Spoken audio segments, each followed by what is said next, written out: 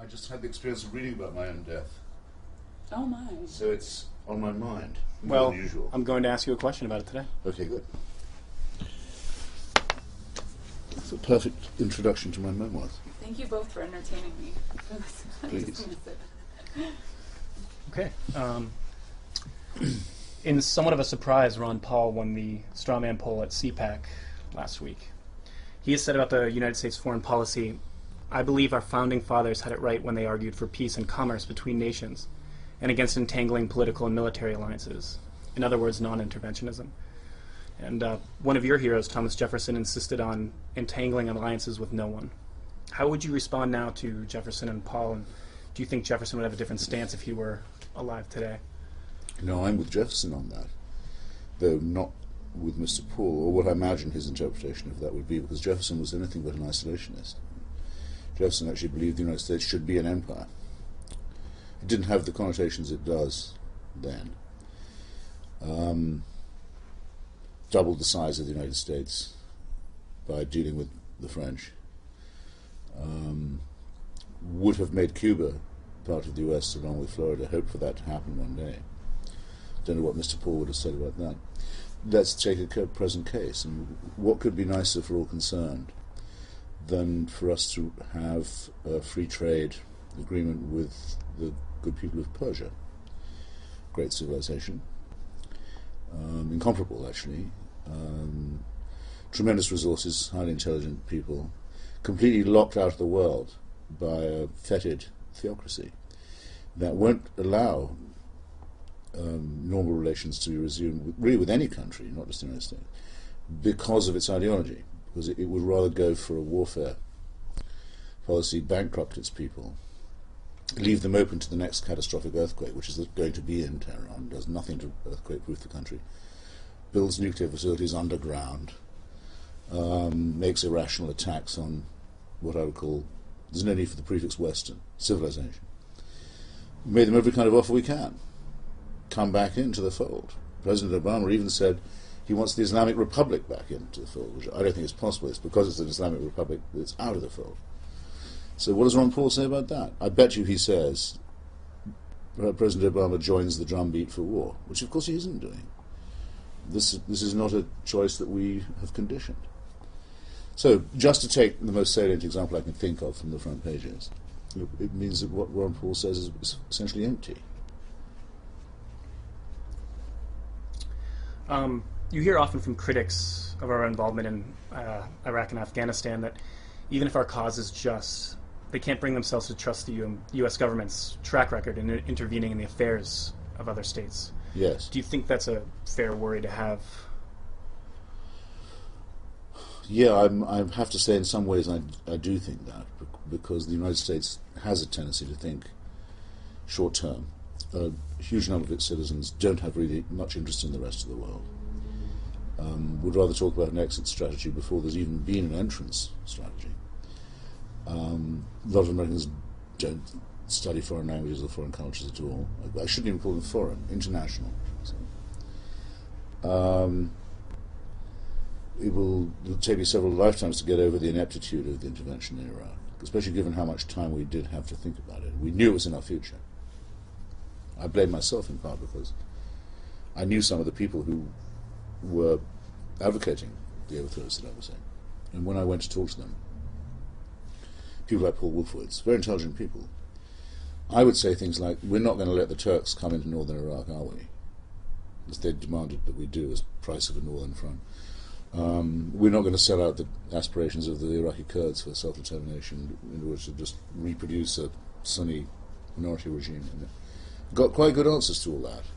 What I should have been asking was, does the Army Corps of Engineers know how to turn on the power in Baghdad?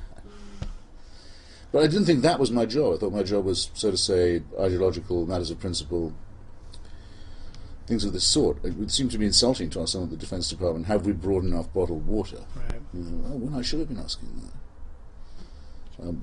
Have we told off a detachment of Marines to guard the Iraqi National Museum? I would have felt a fool sitting in the Pentagon giving orders or making... But I should have done. Or somebody fucking well should have done. And so that's a very sobering experience. So that's the long answer to the short question. Yeah, I mean, we ought to be very aware of our cultural limitations. I'm sure you've heard the quote, Afghanistan is the graveyard of empires. How do you respond to those who may agree with you in principle the need for a democratic state in Afghanistan, but think that it's an impossible task? But Well, Afghanistan is also the creation of empires. I mean, if you take the case everyone probably does remember, the destruction of the Bamiyan Buddha's great cultural treasure of humanity by the Taliban and Al-Qaeda, at the urging of Al-Qaeda, in fact, at the urging of Osama bin Laden, because these amazing monuments were not Islamic, because they testified to the fact that Afghanistan is the creation of Greeks, Macedonian Greeks actually, Alexander the Great's army, Hindus, there are many Christians, Buddhists, and so on. That couldn't have happened without the clash of, or the meeting point, the symbiosis of empires. So it's a truism to say this. In fact, the British once lost an entire army in Afghanistan. I mean, literally only one person came back, a doctor, I've forgotten his name, from Jalalabad. But they were able quite easily, not long after that, to restore their power in Afghanistan, to redraw the boundaries, I think, in the Durand Line, probably in a bad way. But nonetheless, it's not true to say that no one's ever succeeded in making a difference from the outside in Afghanistan, or indeed in India, which is what this was part of. India, you could say, was a graveyard of empires. It was also the creation of the British Empire as a country, albeit at the price of partition. It's a bit like saying democracy is not for export. Yes, it is. I mean, the French monarchy wasn't democratic, but without French weaponry, there would have been no American Revolution. You'd never have heard of Thomas Jefferson if it wasn't for King Louis. So, history is ironic, and slogans of this kind have very little use in understanding them. In fact, they're of no use at all. The Russians, though, it's true, until the huge mistake that Brezhnev made in the late 70s, had consciously stayed out of Afghanistan. They thought the great historical lesson was, don't ever put your own soldiers in there. And, okay, everyone should bear that in mind, yes. how do you see the conflict with Islamic jihadism ending? Do you see any historical analogies or? Yes, all jihads have always failed. Either they've been defeated or they've collapsed inwardly because of the impossibility of what they demand. Currently, the great demand of the jihadists, the one thing on which they all agree, Al-Qaeda or not, is on the restoration of the caliphate, the old Muslim empire. Incidentally, those who think these people are anti-imperialists are wrong precisely to that extent. They not only want an empire, they want an old one back, which is even more reactionary than wanting a new one. Well, what happened to the last one? Why does bin Laden say everything went wrong in 1918? Because it did. Because the Turkish Empire allied itself with German militarism, declared it a holy obligation of all Muslims to take Germany's side in the First World War. Big mistake. Hoped they would get the Muslims of India to rise against the British Empire. They didn't. Ended up not just losing the war, but losing their caliphate. They haven't got over that. So it's reassuring to know that what they demand is impossible. They couldn't get it, even if we wanted them to have it, even if we thought maybe that would shut them up. They still can't have it. If they had it, they couldn't run it. You can't run anything like a modern society out of one book and its barbaric precepts. You can't run a modern society, or even a pre-modern one, really, if you deny yourself the talents of half your population, the female half, and so forth. And there's no real religion, furthermore, can't define a nationality. I mean, the only real attempt in the 20th century to create a state based on Islam was Pakistan. It was a failed state in every possible definition of that word, and slaughtered half its own people in Bangladesh. People forget this. Fell apart, is falling apart now, because there's nothing that gives enough commonality between a Baluchi, a Punjabi, Kashmiri, and so on. The fact that they think the same religion. No. Anyway, which version of Islam is it going to be? I can think of 5, none of which would work, all of which hate each other. So no, their defeat is inevitable. It's just going to be very painful and boring, so I have to do it. And it will involve us saying just one thing that they say, only one. we understand this bit about being offended and having unalterable convictions. We can be offended too, and we also have principles that we would never change. Right. I'd like to hear a bit more of that. Changing tracks a little bit. Do you believe in some kind of free will, or do you subscribe to determinism, incompatibilism? Determinism is a sinister idea because it suggests in a way that the future has already taken place. It has this much to be said for it. We do, thanks to the laws of physics, not of philosophy, we do roughly know how our world is going to end, and even in what way, and roughly what time. So a lot of what's going to happen to us is inscribed when we're born. That's overarchingly true, but it's rather like the creationist interpretation of evolution. It would involve so much micromanagement by the divine of so many different impulses and interactions. What would be the point of it?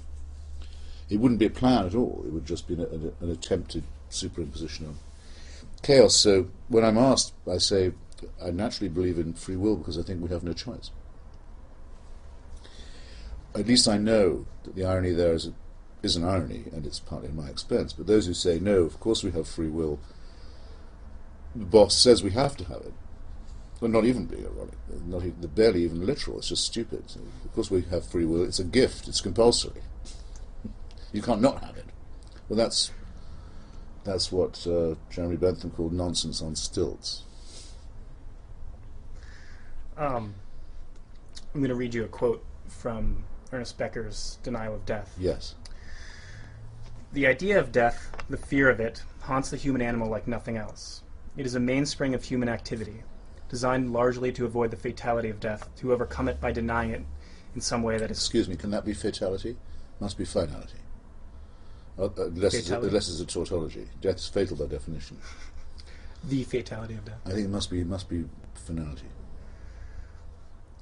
I'll start. So that's the way I am. Well, I don't know. I guess the important part is that they try to deny in some way that it is the final destiny. Yes. Of man. Do you fear death, and how do you deal with that knowledge? How do you? I've just had the experience of reading about my own death in a catalogue from the National Portrait Gallery in London of a set of photographs about a group of us who were once, well, still are, the survivors, friends in London in the 70s. And the catalogue came, and it was a caption featuring me, and it said, "The late Christopher Hitchens."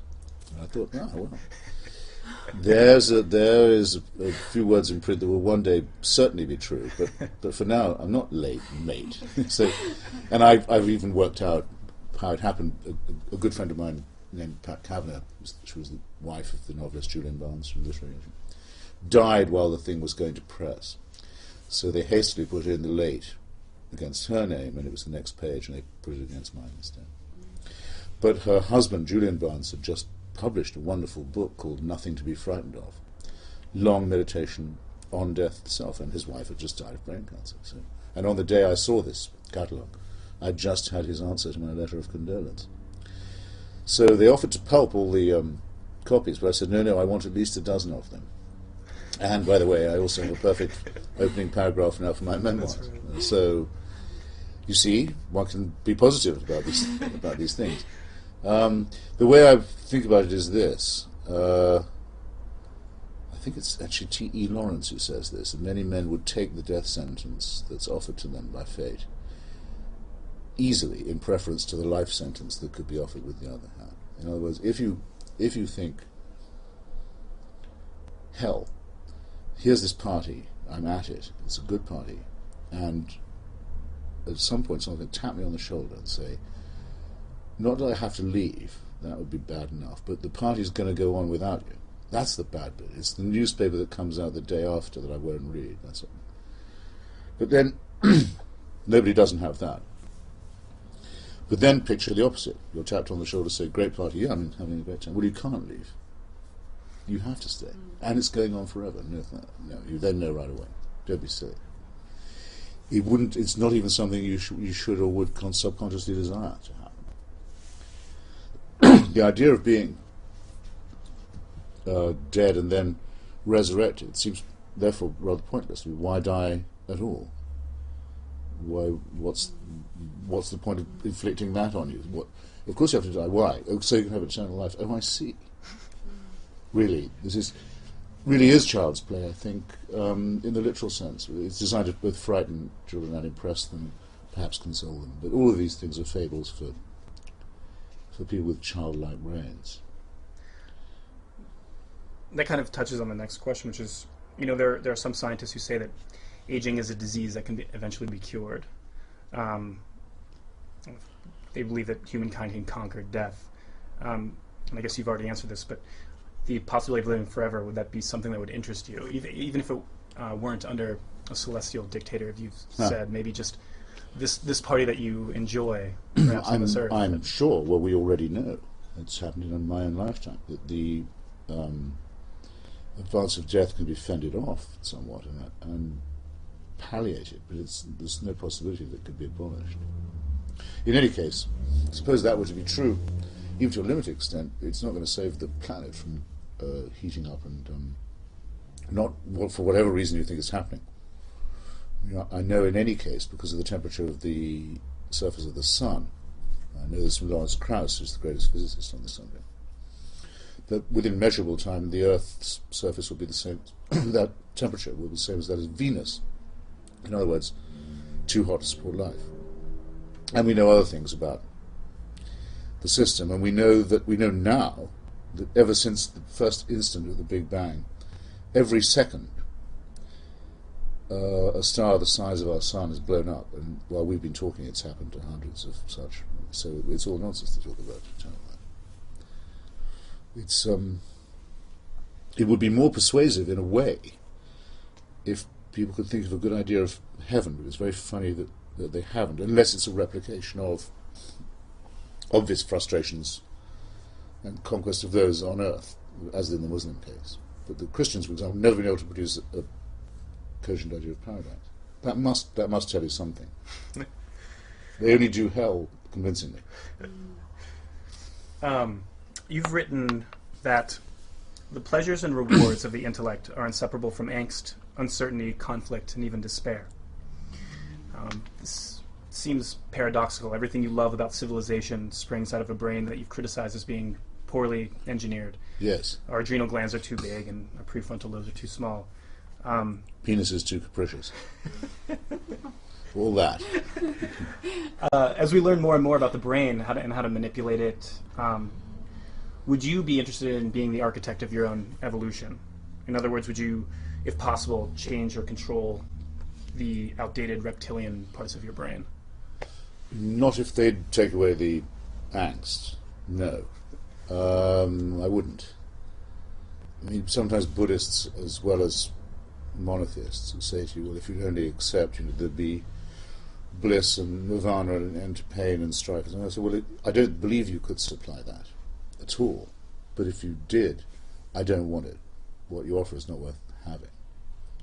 So not at that price. But on the other hand, I am now 61, and I'm sure I could be very interested in the idea of taking part in an experiment to see if what we know is happening anyway, the further evolution of our brains, humanity is not the last word from this point of view. We know it's happening. And we know a very arresting statement made by Sir Martin Rees, the Astronomer Royal, Professor of Cosmology at Cambridge. I heard him say this once at a lecture. The Earth is about halfway through its natural life. We can't stop thinking of ourselves as the object of evolution that began with bacteria. When our sun burns out, if there are any creatures to watch it happening, they won't be human. They'll be as far from us as we are from bacteria. To take a small part in advancing that process, peering a little further, I wouldn't mind. But I always measure these things against these tremendously impressive superimposing facts about the cosmos and about evolution, which is a millimetrical process. Great. I'm afraid. I mean, it just in the last few centuries, it seems there've been just a few little. I mentioned it a couple of times in my poem, and there's more now of our brain evolution. It is happening. Will happen. And it's funny because they do seem to take the form of improvements, or at least good adaptations. That we can't lose the idea that somehow there is an upward curve. But that's probably an illusion. Best to live without illusions.